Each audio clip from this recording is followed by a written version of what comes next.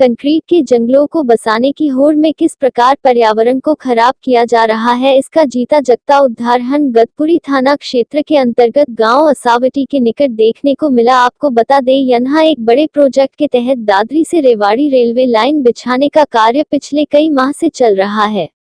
यह जानकारी कार्यरत कंपनी के विभाग अधिकारी राकेश झा ने दी कि बॉम्बे तक सीधा रेल मार्ग बनाए जाने वाली इस योजना के तहत ही यहाँ एक बड़ी कंपनी द्वारा यह कार्य किया जा रहा है। इस रेल मार्ग को बनाने के दौरान राह में आने वाले प्रहलादपुर रजवाहे के किनारे खड़े ऑन रिकॉर्ड 31 वृक्ष काट देने के आरोप लगाते हुए उत्तर प्रदेश सिंचाई विभाग में कार्यरत कैनाल पटवारी विनोद मावई ने गतपुरी थाने में लिखित शिकायत कंपनी के अधिकारियों के खिलाफ दी है। शिकायतकर्ता विनोद मावई ने बताया कि इस रजवाहे के किनारे खड़े विशाल पेड़ों को कंपनी ने बिना उनके विभाग की अनुमति के काट दिया।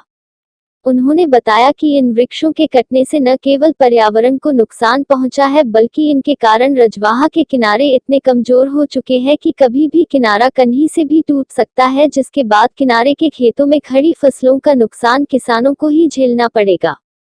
उन्होंने कहा कि यह रजवाहा उत्तर प्रदेश सिंचाई विभाग के अधीन आता है।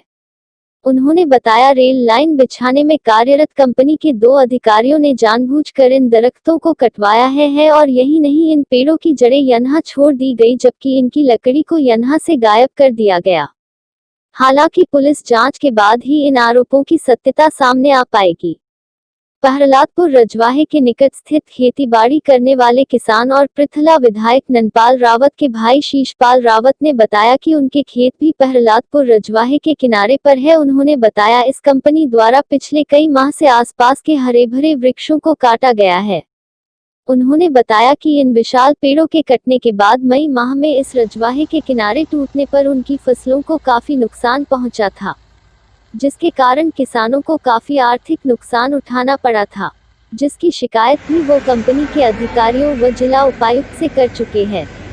उन्होंने बताया कि किसानों ने तब भी इस आर्थिक क्षति को लेकर मुआवजे की मांग की थी, जो आज तक पूरी नहीं हुई है। साथ ही इन वृक्षों के कटने से होने वाले नुकसान में पर्यावरण पर भी काफी प्रभाव पड़ा है।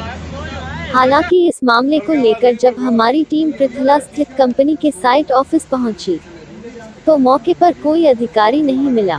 वहां मौजूद कर्मचारियों ने उनके ऑफिस में न होने की जानकारी दी।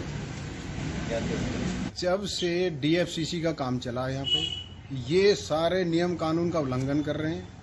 इसने प्रहलादपुर रजवाहा से कम भी 200 पेड़ काट के बेच दिए हैं इसने, डीएफसीसी ने। ना कोई इनके पास परमिशन है, ना कोई नियम कानून का इन्होंने पालन किया है। तो किस तरह का इन वृक्षों के कटने से नुकसान किसानों को होगा? इन वृक्ष के कटने से एक तो जो पशु पक्षी इन पर बैठते थे उनको नुकसान हो गया, जो जमींदार इनके साथ छाया में बैठ जाते थे वो नुकसान हो गया, प्लस जो रजवाहा का जो कटाव इससे और ज्यादा बढ़ जाएगा। इनके कटने से 2 बार पहले भी फसल डूब चुकी है, उसकी हमने शिकायत की, लेकिन अभी तक उन खेतों का ना तो कोई मुआवजा दिया है और ना कोई इस पर कानूनी कार्रवाई की गई है। इन वृक्षों के कटने से पहले फसल को नुकसान हो चुका है। इन वृक्षों के कटने से पहले 2 बार रजवाहा कट चुका है और कम से कम 20-20 एकड़ फसल तबाह हो चुकी है। तो शिकायत कहाँ दी गई? शिकायत डीएफसीसी या एलएनटी दोनों को की थी, लेकिन उन्होंने कोई एक्शन नहीं लिया। 31 पेड़ों को यहाँ काटा गया है, हरे पेड़ों को, बड़े पेड़ों को। विभागीय कोई परमिशन इनके पास नहीं है। बगैर विभागीय परमिशन के गुपचुप तरीके से इन्होंने पेड़ों को काट के और अलग कहीं से कटवा दिया है। तो किसने काटे हैं पेड़? एलएनटी कंपनी के द्वारा ये पेड़ काटे गए हैं। क्या निर्माण कार्य यहाँ किया जा रहा है? निर्माण कार्य, रेलवे का निर्माण कार्य चल रहा है। ये इनके अड़चन आ रहे थे इनके बीच में, तो बगैर विभागीय परमिशन के इन्होंने इसको गुपचुप तरीके से कटवा दिया है। कोई परमिशन अप्लाई की थी इन्होंने? परमिशन अप्लाई की थी, लेकिन वो परमिशन हो नहीं पाई है। उसके बावजूद भी इन्होंने बगैर परमिशन के पेड़ों को काट दिया है। तो क्या इस पे विभागीय कार्यवाही विभाग को लिखित रूप में दे दिया गया है और इनके खिलाफ उचित कार्रवाई